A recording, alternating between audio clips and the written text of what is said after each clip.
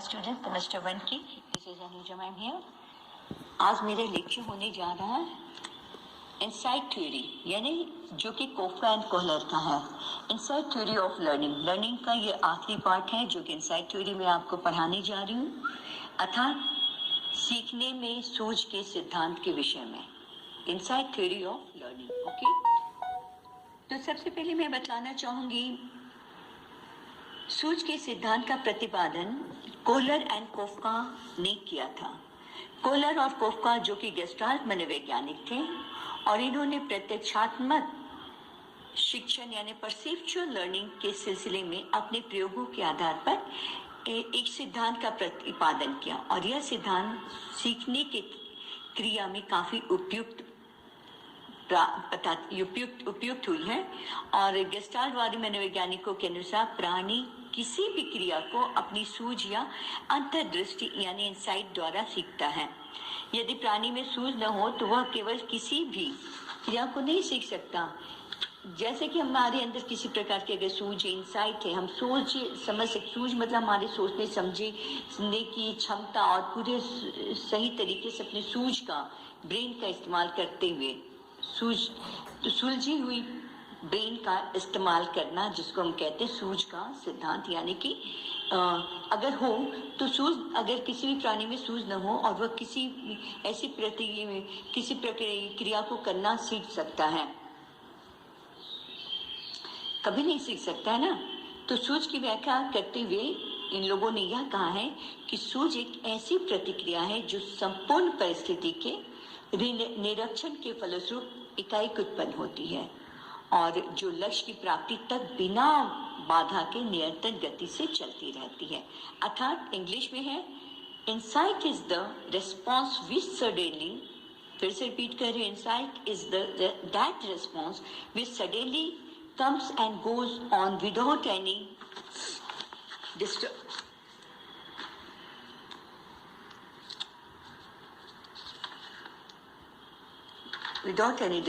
Okay, क्या disturb नहीं करो ना, क्लासेस चल रहे मेरे अभी। ओके, बाद में साइन करूंगी।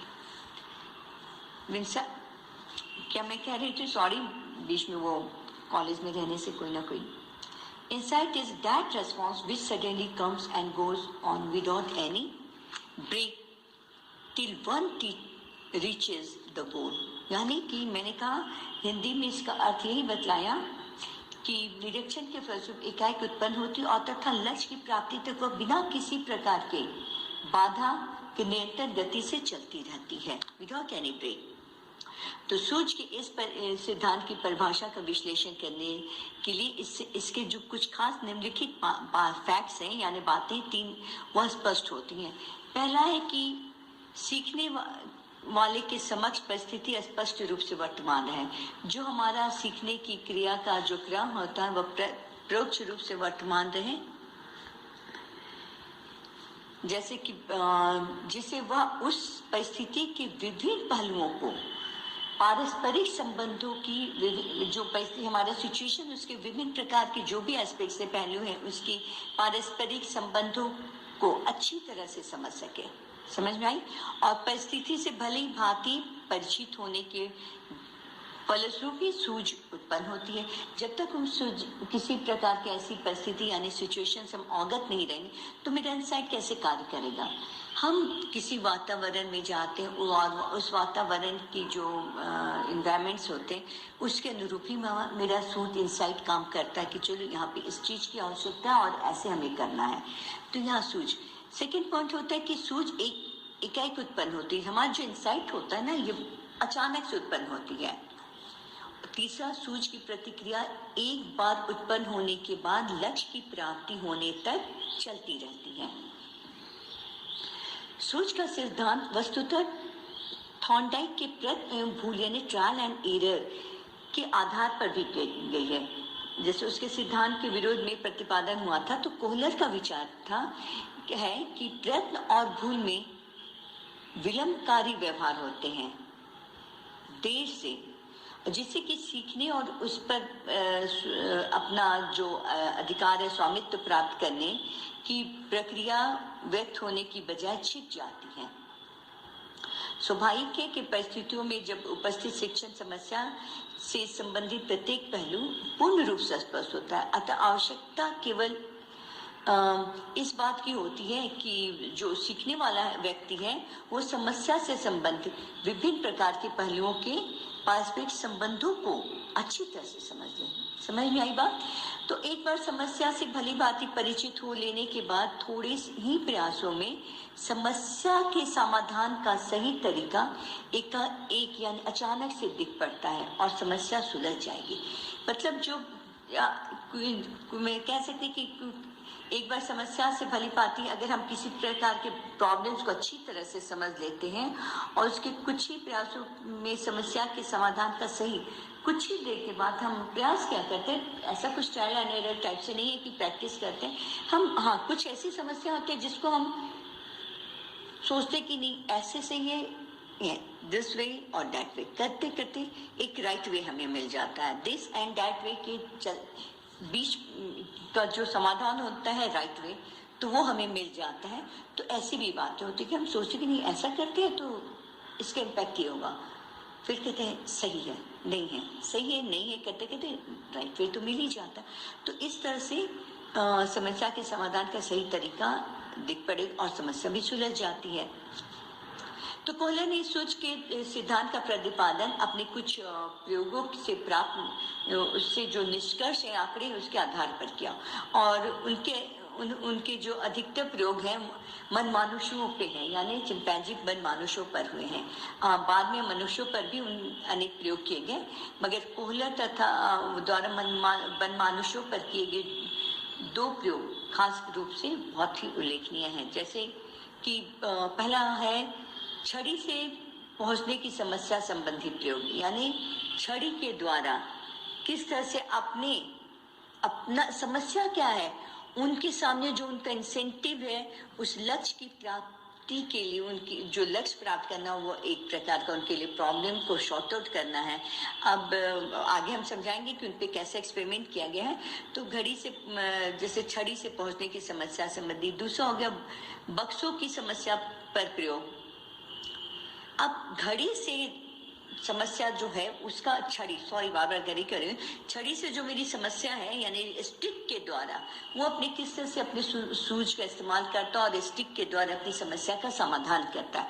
तो इसके विषय में हम कहेंगे कि छड़ी से पहुंचने की समस्या जो है रीचिंग स्टिक प्रॉब्लम जिसको कहते हैं, कोहलर ने एक जो भूखे बनमानुष को पिंजरे में बंद कर दिया। जैसे कि आपने पहले भी लर्निंग में सुना है कि हम लोग का जितने भी साइकोलॉजिस्ट हैं जिन लोगों ने एक्सपेरिमेंट किया एनिमल पे ही ज्यादातर किया, किसी ने चूहे पर, किसी ने बिल्ली पे, किसी ने कुत्ते पर। अब ये जो कोफका एंड कोहलर का इनका एक्सपेरिमेंट इन्होंने बनमानुषों पे भी किया है। बनमानुषों पर करके इन्होंने पिंजरे में दो छड़ियां, मतलब बनमानुष को एक पिंजरे में बंद कर दिया और पिंजरे में दो छड़ियां रखी हुई थी और दोनों छड़ियां जो है क्रमशः छोटी और बड़ी थी, एक छोटी थी तो एक बड़ी थी, तथा इनकी बनावट ऐसी थी कि दोनों छड़ियां आपस में जुटकर एक बहुत बड़ी छड़ी बन सकती है।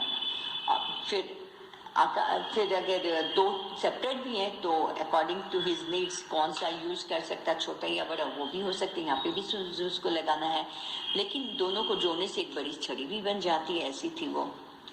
तो पिंजरे के बाहर कुछ दूरी पर बनमानुष का प्रिय भोजन केले को रख दिया गया था।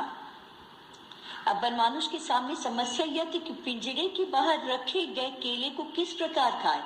अब उसके खाना जो था, उसकी भूख जो थी उस बनमानुष की, तो वो बनमानुष की सबसे बड़ी समस्या था उसको प्राप्त करने के लिए, यानी केला जो रखा गया वो समस्या हो गया कि उतना दूर पे पिंजरे के बाहर है, उसको कैसे लेके अपनी भूख को की तृप्ति करूं, मतलब पूरी उसको खा के मेरी भूख की तृप्ति हो जाए, इस तरह से वो सोचने लगता।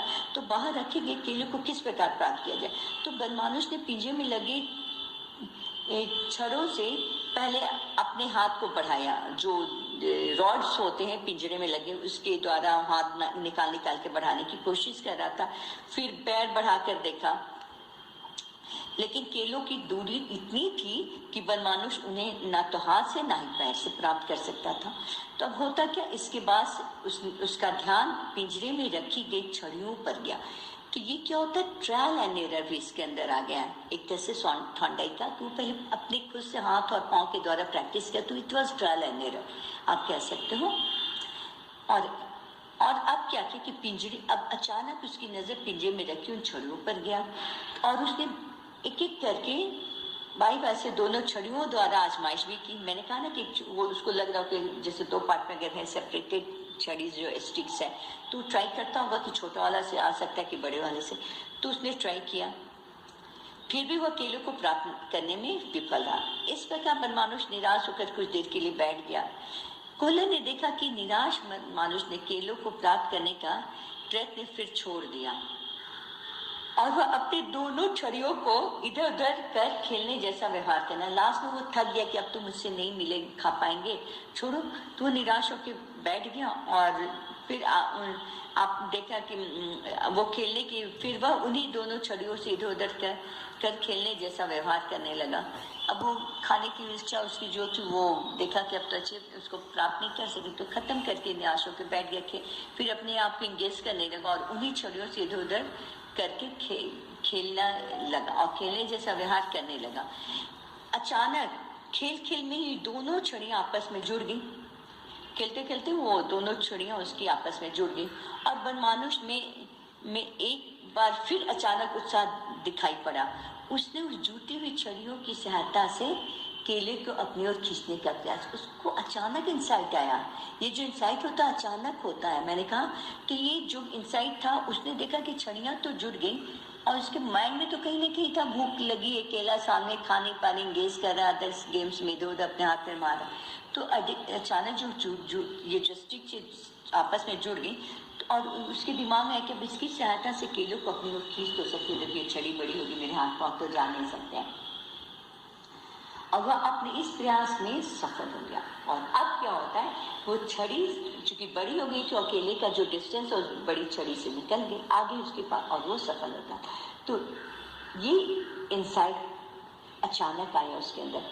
दूसरे दिन जब यह प्रयोग पुनः दोहराया गया, तब देखा गया कि बनमानुष ने अब बिना किसी गलती, यानी कि बिना किसी गलत प्रतिक्रिया के दोनों छड़ियों को परस्पर जोड़कर और शीघ्र ही अपने केलों को अपनी ओर खींचकर प्राप्त कर दिया और अपनी भूख मिटा दी। तो इस प्रकार उसे यह सूझ था, यानी अंतर्दृष्टि कहते हैं, साइट में हो गई उसके यह सूझ, मतलब इस प्रकार से उसे जो यह सूझ प्राप्त हुई या इंटरदृष्टि, वो इंसाइट हो गई कि दोनों छड़ी आपस में जुट जाती हैं और पिंजरे से बाहर रखे गए केलों को प्राप्त करने के लिए इन दोनों को जोड़ना अनिवार्य है। मतलब ये इंसाइट अब उसका सेकंड टाइम में उसने दोबारा ट्रायल एंड एरर का उपयोग नहीं किया। उसको पता नहीं कल तो इस छड़ी को जोड़ लिया तो केला गया, तो आज उसने कोई ट्रायल एंड एरर नहीं अपने, बल्कि इंसाइट के द्वारा उस दोबारा इस प्रयोग को करने में सफलतापूर्वक प्राप्त कर लिया। और फिर वह इस सूझ के कारण अपने उसने केला प्राप्त करने का सही तरीका भी सीख लिया। तो उपयुक्त इन जितने भी प्रयोगों से वर्णन यह स्पष्ट होता है कि दी गई समस्या के समाधान की सूझ का विकास बनमानुष में क्रमशः 3 अवस्थाओं में होता है। उसमें